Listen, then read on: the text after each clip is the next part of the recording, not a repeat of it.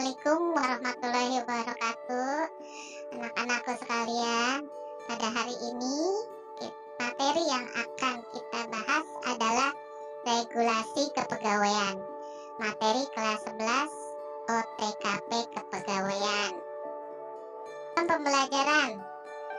Materi yang akan dibahas, tujuan pembelajaran. Setelah mempelajari materi ini, siswa diharapkan 1. Memahami regulasi kepegawaian. 2. Melakukan klasifikasi regulasi kepegawaian. A.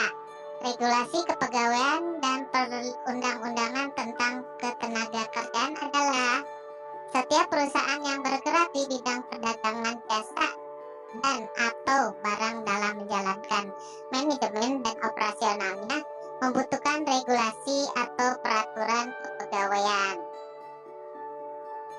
Regulasi kepegawaian adalah regulasi atau peraturan kepegawaian merupakan peraturan tertulis yang memuat aturan-aturan yang mengikat secara umum baik bagi karyawan maupun pengusaha dalam dan dibentuk sesuai prosedur yang ditetapkan dalam peraturan undang-undang.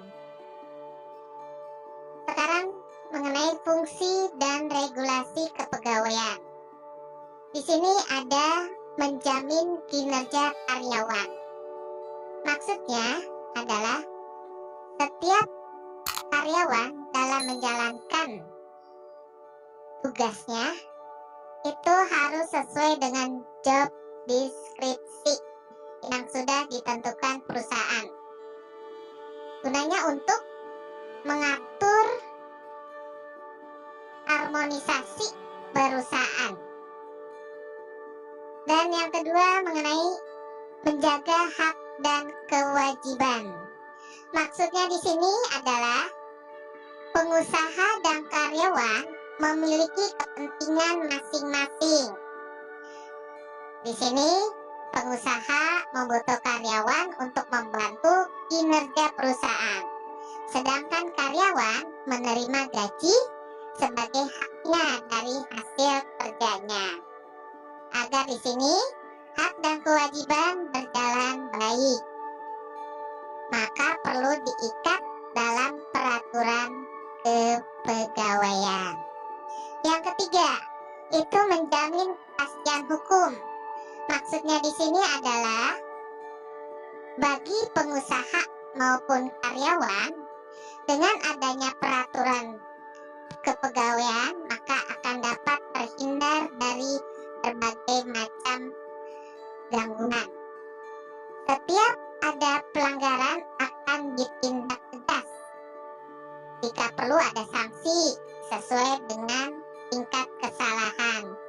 Dan sebaliknya, kalau ada karyawan yang berprestasi dapat diberikan penghargaan. Jadi ada timbal baliknya. Yang kedua, sekarang kita memahami perundang-undangan tentang ketenagakerjaan. Itu diatur dalam Undang-Undang Nomor 13 Tahun 2003 tentang ketenagakerjaan atau sering disingkat UUK. Yang kita ketahui bahwa yang kedua adalah memahami perundang-undangan tentang ketenagakerjaan. Ini ada di dalam Undang-Undang Nomor 13 Tahun 2013. Terdiri dari 1. Gaji atau upah hak dan kewajiban pekerja. Itu sudah ada aturannya. Yang kedua atau yang ke B, peran serikat pekerja. Sudah tercantum juga dalam undang-undang tersebut. Yang C, perlindungan pekerja itu penting sekali ya, agar karyawan merasa aman dalam bekerja. Yang bagian C, kontrak kerja. Ini untuk mengetahui sampai masa kerjanya, sampai kapan, tergantung dari perusahaannya. Yang terakhir atau yang ke E, keselamatan kerja, asuransi tenaga kerja. Ini perlu sekali agar pekerja merasa dihargai sebagai pekerja jika terjadi misalnya kecelakaan atau sakit yang begitu lama. Baik, untuk yang B, mengenai memahami peraturan pemerintah tentang ketenaga kerjaan adalah tentang ketenaga kerjaan berhubungan dengan tata kerja dan susunan organisasi lembaga kerjasama atau disingkat LKS, tripartit, tata cara memperoleh informasi ketenaga kerjaan dan menyusun pelaksanaan perencanaan tenaga kerja, penyelenggaraan program jaminan sosial tenaga kerja atau yang disebut dengan Jamsostek, dan pengupahan. Yang ke-1 tentang peraturan pemerintah tentang jaminan sosial tenaga kerja atau disebut Jamsostek. Itu adalah suatu perlindungan bagi tenaga kerja dalam bentuk santunan berupa uang sebagai pengganti sebagai penghasilan yang hilang atau berkurang, dan pelayanan sebagai akibat peristiwa atau keadaan yang dialami oleh tenaga kerja berupa kecelakaan, sakit, hamil, terus bersalin atau hari tua, dan misalnya pegawai tersebut meninggal dunia. Jenis-jenis Jamsostek itu terdiri dari 1. Jaminan kecelakaan kerja. Itu termasuk dalam jenis-jenis Jamsostek. Yang kedua atau yang B, jaminan kematian. Jadi pegawai tersebut mendapatkan gantinya ya. Yang bagian C, jaminan hari tua seperti pesangon. Yang bagian D, jaminan pemeliharaan kesehatan. Jadi di sini ada 4 jenis-jenis Jamsostek yang didapat oleh setiap karyawan dalam perusahaan atau setiap pegawai. Yang kedua, mengenai peraturan pemerintah tentang tata cara memperoleh informasi ketenaga kerjaan, penyusunan pelaksanaan perencanaan tenaga kerja. Itu apa saja? Di sini ada beberapa, terdiri dari jenis informasi ketenaga kerjaan. Terus yang B, sumber informasi ketenaga kerjaan.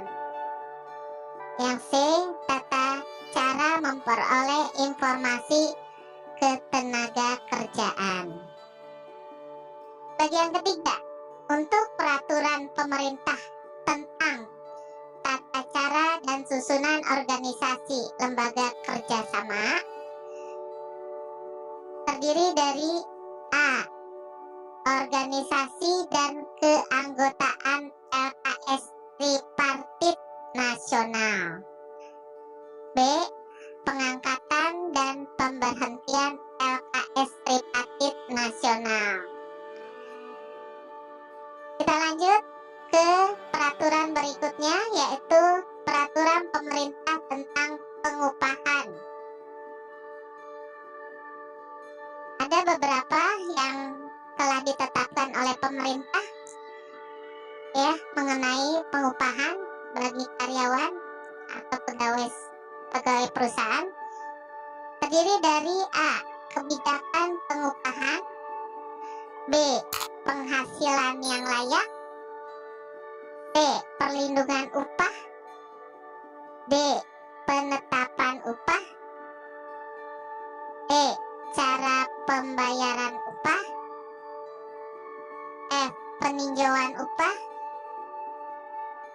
G. Upah pekerja atau buruh tidak termasuk kerja dan atau tidak melakukan pekerjaan. Jadi kalau misalnya pegawai itu tidak masuk tanpa keterangan atau dengan izin atau sakit, itu ada kriteria-kriterianya. Yang H. Upah kerja lembur. Tiap-tiap perusahaan mempunyai upah kerja lembur yang berbeda-beda. Yang bagian I. Upah untuk pembayaran pesangon jika pegawai tersebut telah berhenti bekerja, ya. Tapi bukan dengan diberhentikan dengan tidak hormat, ya. Kalau dengan tidak hormat berarti tidak mendapat pesangon. J. Upah untuk perhitungan pajak penghasilan. K. Pembayaran upah dalam keadaan kepailitan. Kalau perusahaan itu bangkrut, gimana caranya perusahaan membayar pegawai dengan keadaan perusahaan bangkrut? Selanjutnya upah minimum, upah yang paling sedikit. Penetapan upah minimum provinsi atau kabupaten dan kota. Pengenaan denda dan pemotongan upah. Demikian